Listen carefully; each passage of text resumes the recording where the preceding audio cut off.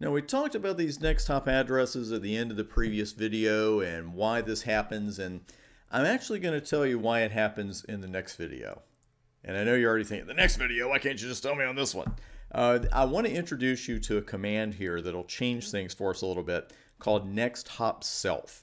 And what we're going to do is change the next hop of a couple of these routes on router 1, but we're not going to use the next hop self command on router 1. We're going to use it on router 2, and you'll see why in a moment. I know there's a lot of, what? Here's how we do this, or why we do it here. Let's use iOS help to take a look at the next hop self command. And using my mastery of the alphabet, I can see that all the commands that begin with N here, there is no next hop self command. The reason we have to go down to router 2 to use next hop self is that it's an option with the neighbor command. Oh, that's why he went down there. So of course we're going to put 172.12.123.1, and there's a next hop unchanged. We're not going to use that one. What we want is next hop self. And sliding that over just a bit, you'll see disable the next hop calculation for this neighbor. Sounds pretty serious. And I know we haven't quite gotten to what that next hop calculation is, but as you'll see, I need to show you this command before we move on to that particular calculation. So let's go ahead and finish this up. Next hop self and create. Now we need to do some kind of update here because this is not really considered a route change by BGP. So we're going to do what we call a soft reset. And I will go over all of these in a separate video later because there are ways you can clear BGP and actually you end up tearing the adjacencies down. And that's the way we had to do it back in the days of the dinosaur. Now we have what we call a soft reset where it updates everything without tearing your BGP adjacencies down. Always a good choice. So let's go back up to router 1. Let's go up to router 1. There we go. I knew we could do it.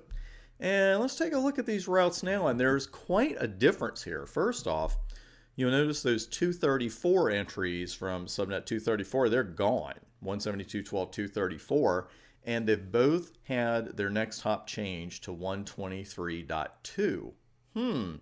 Also note that the route selection for router 4 has changed.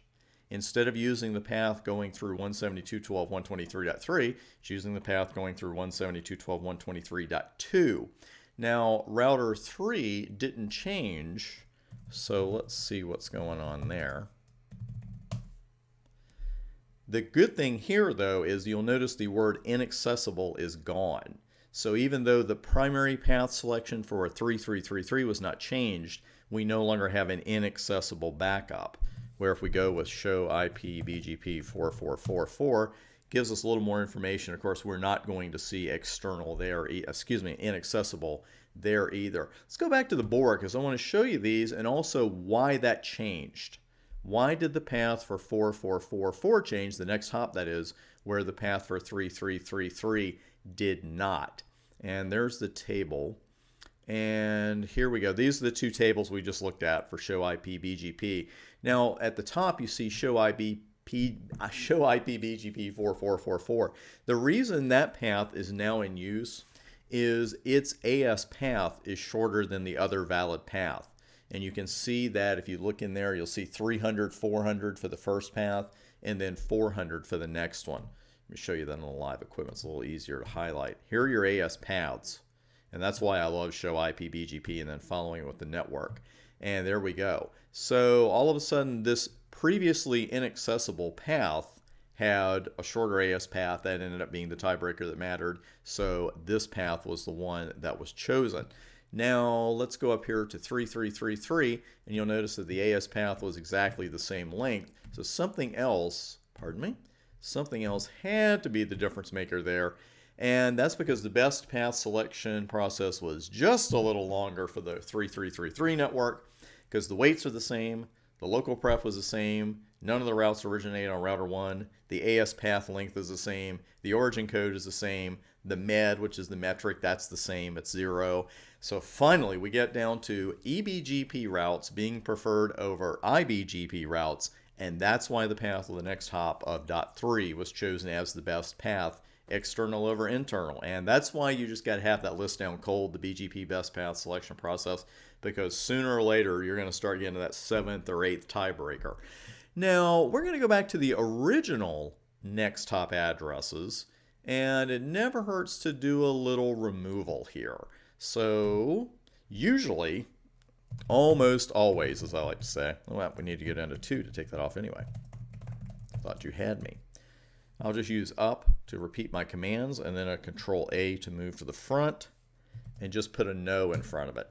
99 out of 100 times, that'll negate a Cisco command for you. Every once in a while, you bump into one where you can't just put no in front of it.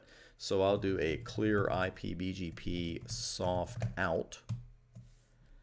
And let's go back up to router 1.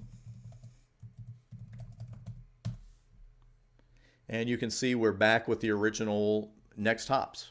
You can see the 234.3 and 234.4 entries are back in, and also the path selection for both of them is going through 123.3. So things are back to where they were before we did this video, and that's actually a good thing, because I wanted to show you that command now before we got to that, as the router called it, the next hop calculation, because that's what we're going to look at next. Because again, we had, let me bring that back up, just want to review this. You know, both routes are going to router 1 from 172.12.123.2. But we've seen that when the routes get to router 1, they have the next hops of 234.3 and 234.4, which were the next hop addresses when router 2 received them. So why didn't the next hop addresses change? Why did we even have to do next hop self, right? Well, you're going to find out in the very next video. I'll see you there.